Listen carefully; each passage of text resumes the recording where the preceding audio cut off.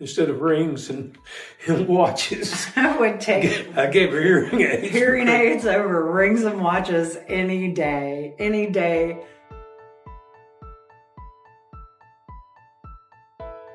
When I first started noticing that I had tinnitus, I went to an audiologist in a different county who told me that there was nothing that they could do for it. Nothing at all. And at that time I was very, considered very young for needing hearing aids. So I think I was 35, but when I first noticed it, it was just constant. It was like being locked in a room with 10,000 crickets and not being able to escape. And it was 24 hours a day, 7 days a week. And so when you listen to that over and over again, it's mind-numbing, and it affects your concentration. It affects your ability to hear what's going on around you without focusing in on the crickets.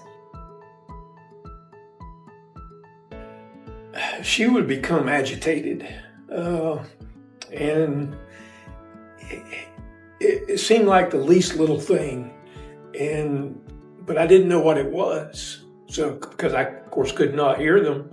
So it took me a while to figure out, after doing a little research, that the tinnitus was really the root of her agitation. And so that helped me understand what she was going through. Of course, that became better, but we still had the hearing issue. So that was another problem that I was not familiar with. Because I was having to translate a lot of things for her, like television, or if we were at a restaurant, she would not know what the server just asked. So I had to learn that next. So once I got those two objects managed and with me, life was a little easier. I understood where she was coming from. I have been a very satisfied patient of Johnson Audiology since 2009. Megan did my hearing test when she was an intern with Dr. Goff. And that was the story where I started crying in the booth.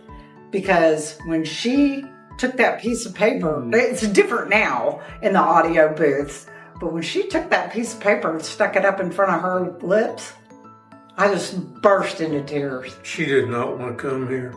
I didn't. I had to drag her. He did.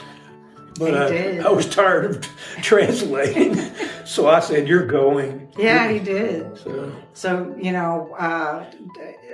Dr. Johnson was still in school. She hadn't even graduated. She sent me an invitation to her graduation, and we've been just close as can be ever since. The technology has jumped in leaps and bounds. Just replacing 4-year-old hearing aids to the technology that are sitting inside my ears today is such a dramatic leap. And with the AI options that are built in, the sky's the limit with these hearing aids. Probably the coolest thing is the ability to do the software upgrades remotely. I love coming by here, but I can just do them through the app. It's great.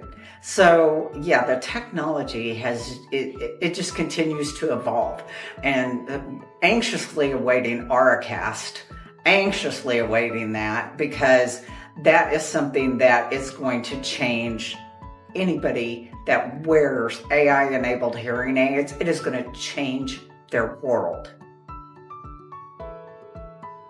Her previous hearing aids were failing. The charger wasn't charging. The battery life was terrible. And so I said, no, we got to do something. So I just gifted her, instead of rings and watches, I gave her hearing aids. Hearing aids over rings and watches any day, any birthday. And this is incredible. I was expecting a painting because he's quite an artist. A lot of people don't know that about him. And I had requested a specific painting or drawing for him to do for my new office remodel. And so when I saw the round little tube that he handed me, I thought, oh, this is great. I just got to go get it framed.